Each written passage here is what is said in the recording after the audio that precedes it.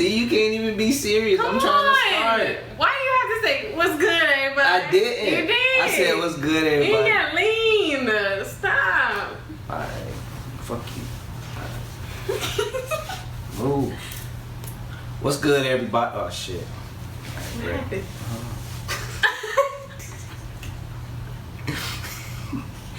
Come on. Alright. What's good, everybody? It's Our Petty Life. And we. Damn, I do that every time. Come on. What's good, everybody? It's Roy and Jazz with Our Petty Life. Again. Alright. You just gotta keep going. Nobody will know. I was trying to think about what to say. I know you were. Our Petty Life. Alright. What's good, everybody? It's Roy and Jazz with Our Petty Life. And today is your turn. You said that you said I you know. was gonna say welcome to Our Petty Life. This is Roy and Jazz. You said welcome. This is Roy and Jazz for Our Petty Life. Welcome to Jazz at Our Petty Life. Oh my gosh. You ready? Look at the camera. What's good, everybody? It's Roy and Jazz with Our Petty Life. We back at it again with what we talking about today. Today we're going to talk about 13 reasons why the popular it's not HBO.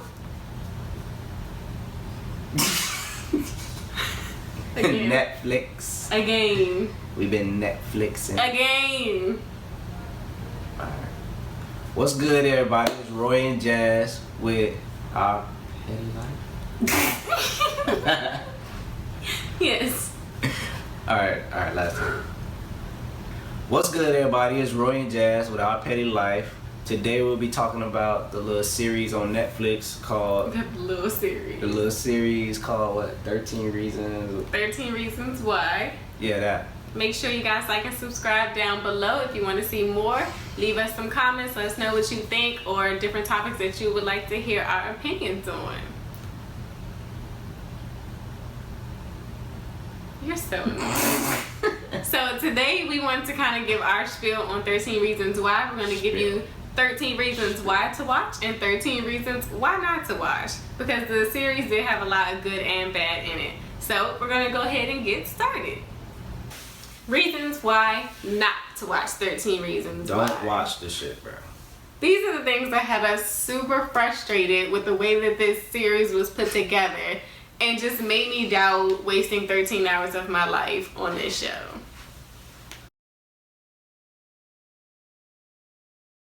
Number one was how they showed how emotional Hannah was. I was very disappointed how they made her hyper emotional.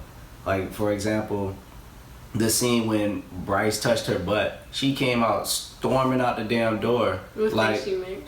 I'm not doing it. I'm not doing that face. She came storming out the door like her whole life ended because everybody was saying she had a little fat old booty. I think you'll be mad if somebody says you had a big booty. Nope. Alright then. I'm sure they ain't complaining.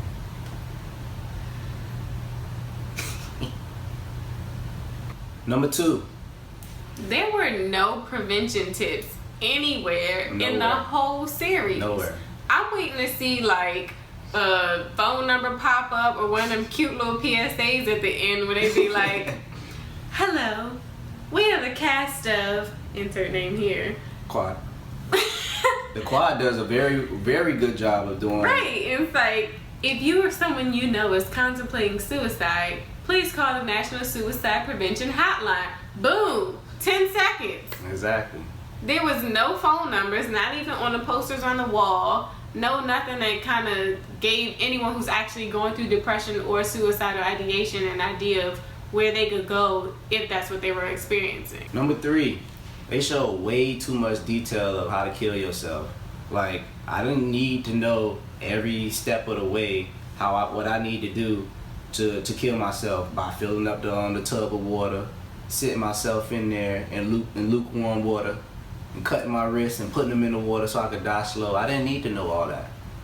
Yeah, it was very insensitive, especially for people if you know someone who's been through it or if you have attempted yourself. Exactly. they did have a meeting with experts that talked to them about how to handle depicting suicide in the media. And I get that they're trying to show that it's raw and it's something that's very real, but it was very insensitive in the fact that it literally gave us a YouTube tutorial on today we're going to show how to commit suicide. Exactly. I'm going to go to the store, buy me some razors or whatever else I need, sit it next to the tub, look myself in the mirror and ask myself, do I want to do it or not? If I say yes, then I'm going to fill the tub up. I look at myself and say, huh? I'm going to fill the tub up and do what I need to do. So I didn't like that scene at all. Number 4. Something else that I noticed in particular was that there were way more male offenders than there were female offenders. I didn't think that was really fair. Like, I understand that women can be catty sometimes in the way that they interact with one another, but I just think that the way that men were portrayed as being overly aggressive and hypersexualized and all those negative things that men usually get the rap for kind of played out on this show. And I wasn't sure, like, if the balance of the tapes between male and female was quite fair. Yeah, because even Clay showed like some aggressive features, like while he was like with Hannah or trying to attempt to have sexual activity with the other girl. What's her name? The little black girl. Oh, I forgot. Remember they almost got did a little. Yeah. 5. I really didn't like the way the school board was trying to push the case under the rug by trying to pay off the family with $200,000 for the death of their daughter. Like that really don't add up. You don't even get that much for losing a body part. Like if you lose a arm and a leg, it costs like $75,000 per limb. So you think they should have paid them about a limb? Yeah, they should have at least paid them about a limb. I can't. What you mean? Oh, for real, look it up. I do think that the show did try to depict them trying to just make the problem go away, which is an unfortunate truth that probably really does happen. That's reality. You don't want the school to have a bad name, or you don't want the school to be in the media for negativity like a suicide. So they do everything they can to kind of just make people forget that it ever happened. Number 6. This story was also a story of white privilege. Where do you know that some people could sit on some tapes or evidence for that long and not have any repercussions or fear of repercussions from the police? Exactly. They kind of just lived in this bubble where they did whatever they wanted. And I mean, they feared the consequences within their own little group, but there was no real like moral compass of responsibility when it came to like what they needed to report to ensure that they would be safe. Like they weren't really worried about that because they knew that their families had money and could protect them in a way. Yeah, the police should have held all of them accountable, being that it went through all the steps of all of them having it. Even the teacher, he should have been held accountable for it. But they should have at least depicted something more about showing the consequences of what happened with the teenagers as far as holding physical proof of someone's death. Number 7, I really didn't like that. First off, I really didn't like that Hannah didn't have a headstone. Second, I really didn't like she didn't have a funeral.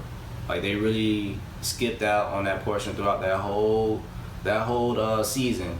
They could have had a funeral somewhere. They had everything else in there, but they ain't have no funeral in there. Yeah, I think it's strange that there was no like funeral, especially on her parents' behalf, because they didn't know what happened to her at that point. Yeah, so like her body is just like, you know, there. Yeah, there, and like nobody is really like, she's the only one in the cemetery without a headstone. Like I think Clay had to put like a paper down with her name on it just so someone know who it was. Me and 8. So that was your 8. You supposed to finish it. Number 8. There was no real closure for the parents. Like, this girl sat down here and made 13 hours worth of tapes for Joe, Susan, and everybody else. But she didn't leave not even like a post-it note for her parents to leave them any type of closure or goodbye and I love you, nothing. Like, I couldn't imagine having someone raise me from birth and I commit suicide for them to find me. And I don't take any time to acknowledge them as my parents. Yeah, it was kind of selfish of Hannah to like, first off, do the suicide, but more so not implement something where her parents kind of knew. But I understand why she didn't, so it played out the way it did. But still, I wouldn't want to have my parents grieving after I've committed suicide, and you know that just builds up like so much emotion. She said, "Stop looking at." Nah. Excited now. Nah. The show was very idealistic when it came to dealing with relationships because everything's not black and white. You can't just expect everyone to always be having a good day and always be on their best behavior. Yes, if you're growing up, even when you're a grown up, you're gonna have moments where you're not feeling your best and you may not say the right thing all the time. So I feel like it had an unrealistic expectation of people to be perfect. Like when Clay saying, I could have loved her, like he could have loved her back to life. Like that clearly wouldn't have worked if she was feeling depressed from all these other things that were going on. Number 10, the scene where Bryce ended up raping Jessica while Hannah was in the room, supposedly, and with Justin letting it happen. I felt like it was Justin's responsibility to protect his girlfriend, but even though he was impaired, I felt like he should have had like at least some common sense of what was going on. He did, but it was kind of too late when he tried to react to it, and you know Bryce kicked him out of the room. But even before that, Bryce kind of manipulated him with basically all the things that Bryce's family does for Justin, because you know Justin is poor, and he kind of used that to his advantage and kind of sweet talked his way into going into the room. Number 11. 13 Reasons Why also romanticizes suicide throughout the entire series. Because this one person committed suicide, almost the entire school was up in arms and distraught and losing sleep and shooting themselves and doing all this stuff to one another. And it just made it seem like because I took my life, all of these people's lives are affected. So in that way, if you are a type of depressed person who feels as though nobody pays attention to you, or that you are lacking friends or some type of like engagement with the community, and that's part of your reasoning why you choose to commit suicide in hopes to be remembered, then this kind of romanticizes that idea that you become like an icon, you become some type of presence in everyone else's lives, when in reality, that might not be what it ends up. Yeah.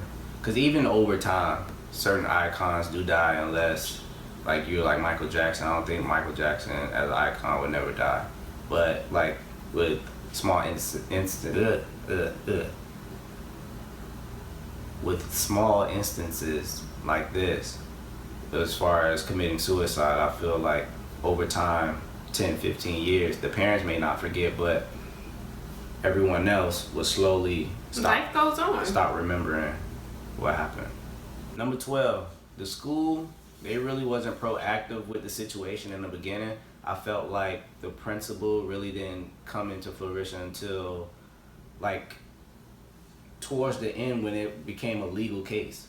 And I felt like he should have played a bigger role more so in the beginning, or just trying to figure out more preventive ways in the beginning when all this stuff was happening, and it probably wouldn't have went as far as it did. But just by administration not taking certain steps or just trying to do preventive steps, it kind of escalated the situation to where it shouldn't even been. Number 13. Give me an excited one. Number 13. The freaking school counselor. He's the 13th tape, so he's gonna be my 13th reason, and he was the reason that pissed me off the most. I'm a school counselor, so I'm pretty well versed. I'm a school counselor, so I know the necessary steps to take when someone is displaying certain types of behaviors. So the fact that he was so incompetent and did not follow procedures or simple protocol that a professional should have followed in his position, even if he could not have prevented it. He could have called, he could have contacted her parents. Yeah. There were a number of things that he could have and should have done as a professional and as a counselor to help her to either get through the time or to help her family deal with whatever it is that they were experiencing. And yeah, I didn't like the way that his approach with Hannah was when she was telling him about what happened, and he was trying to play devil's advocate with her, trying to blame her, saying maybe she wanted it, or maybe this and that, and maybe this and that. That's not what you're supposed to do when you in a certain situation and someone comes to you in a troubling manner or in an emotional manner, you're supposed to take certain precautions, like Jasmine said. As a counselor, he knows exactly what to do. Like, everybody goes through it even before you even get signed to be a counselor, right? Yes. But it's hard to get it out. Must have been Hannah was in the room, allegedly. Like, that's what she said. We don't know if she telling the but that has truth. nothing to do with that point. I know. I just wanted to put that in there.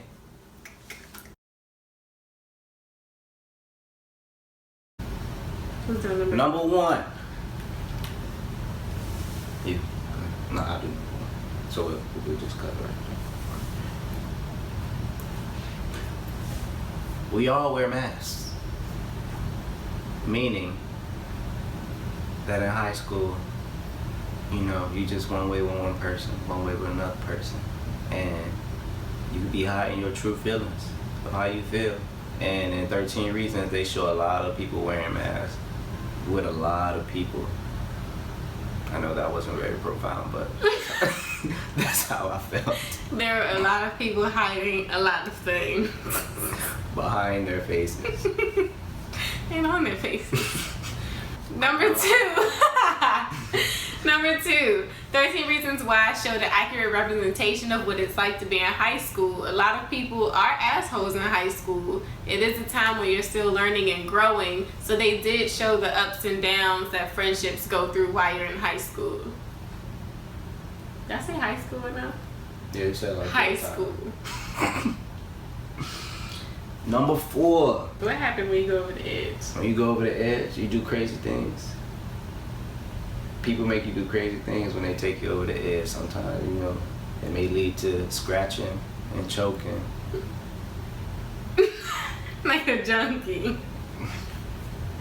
And going along with that, we're gonna go to number 4? 5. This is 5 already? Yes. Number 5. Number 5. It shows that suicide is a process. Making a decision to commit suicide is a very serious decision and oftentimes comes with a number of different incidents and not just one big thing. Number 6. Alright. Number 6. Life perceptions. Alright. Number 6. Life perceptions. When you in high school, you know, you could come to school one way and then be living in another situation. Like a lot of people come to high school looking fresh, but could be living in poker beans. They wearing J's, but they live in a 1-bedroom with six people. Just like how Justin in the series had a seemingly normal life, but once he went home, he was subjected to abuse and like, what was it, addiction and all of that. Yeah, that's what I was talking about. Of course. Alright, number 7. I don't get no. Number 7. The series encourages young people to think before they act. A lot of times kids were just reacting based on how they wanted to be seen by their peers and not based on how the person would receive what they were doing. So hopefully this show encourages young people to think about how something is going to affect the next person before they do or say it. Yeah, just like the scene with Justin and Hannah on the slide. You know, he caught a picture of her, like, with her skirt up and stuff like that. And then one thing led to another. It made it seem like she was easy. So, you know, just the perceptions of that, like, caused her to feel some type of way emotionally and made her distraught. Number 8. That's 8. Yes. You can't even do that. I said this.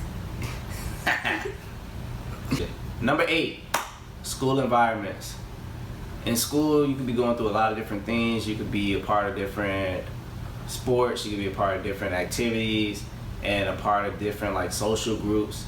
And while all these things are going on, there's still bullying going on. There's still, what else goes on?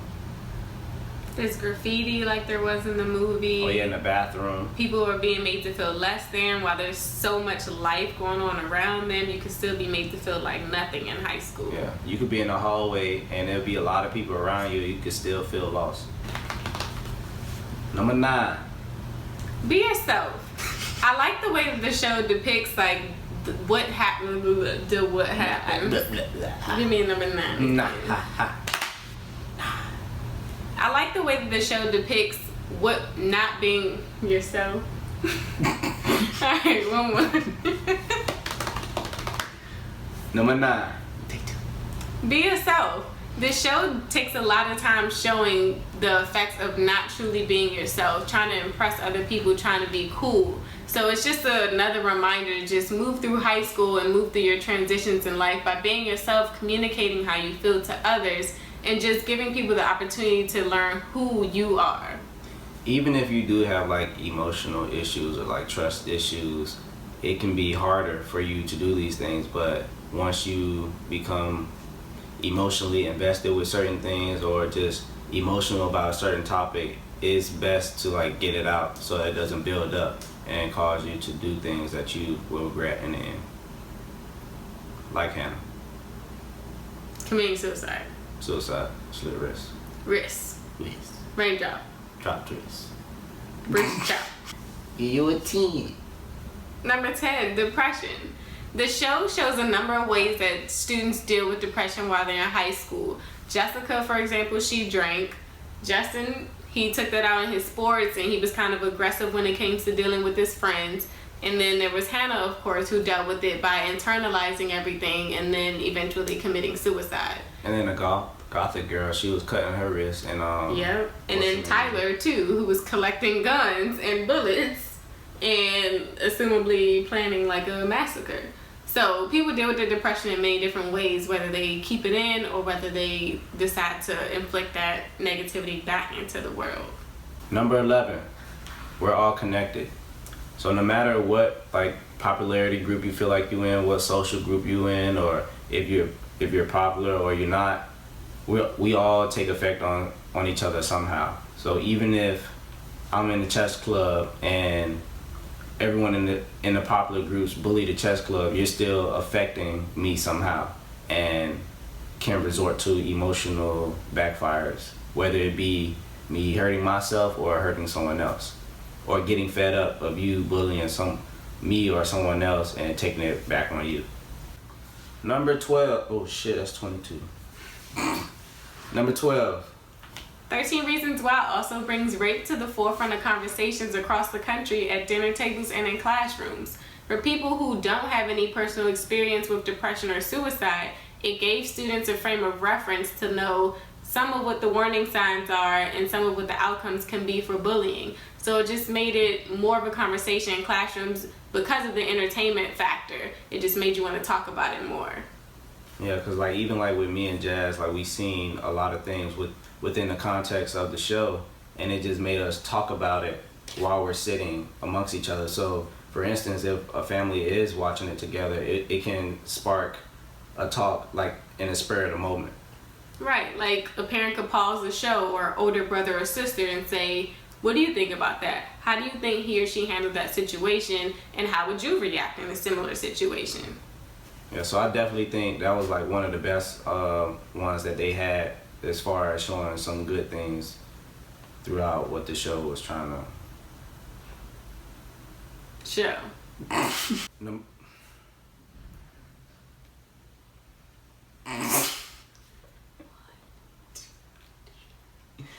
Number, I guess it'll show this way, right? I've been doing it the wrong way the whole I don't time.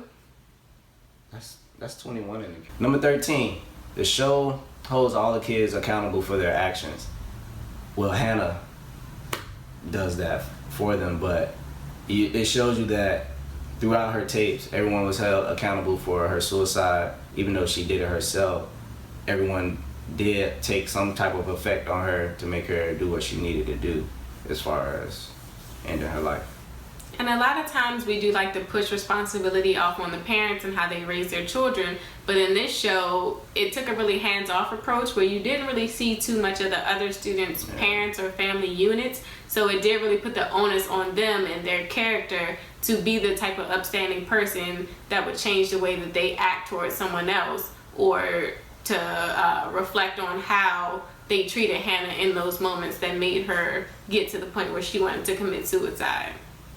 And if you think about it, Clay and Hannah were the only two that really had like rational thinking about like the everyday life, while we didn't see everyone else's parents except for Tyler's until his windows was getting bust in. Alright, close this out, Poppy. Poppy Cruz! They don't know what that is. Give me closure, Poppy Cruz! We want to thank y'all for watching our video. We want to thank y'all for following our channel. We want to thank y'all for liking and subscribing. Hopefully you do. If you don't, then we hope you do. If you don't, then... If you don't, you gonna have to see us. But yeah, we want to thank y'all. And hopefully y'all continue to watch the rest of our videos, because we watching y'all. We know who watching. And we know who not watching. And we know who supposed to be our friends that ain't watching. Instagram pictures be getting 70, 80 Exactly. likes on the YouTube joints, and the numbers don't be going up. And y'all don't be watching. Alright. I'm gonna start calling y'all out. I'm gonna start saying names. Say something. Nah, I'm saying. Tatiana. Oh man. What's your other friend name? Who? Simone. Oh man. She watched them there. Yeah, okay. What's up, I probably got like one or What's two. up, Ashley? I probably got like one or two good friends that go and watch. Well, actually three. Javante, shout out Javante. Shout out DeMonte. Commenting. That's what I'm Comment. talking That's what I'm about, talking Devontae. about. Shout out to O'Neal. I know he been watching. But y'all go and watch our videos. Please. Please. Please. It's so simple. It's so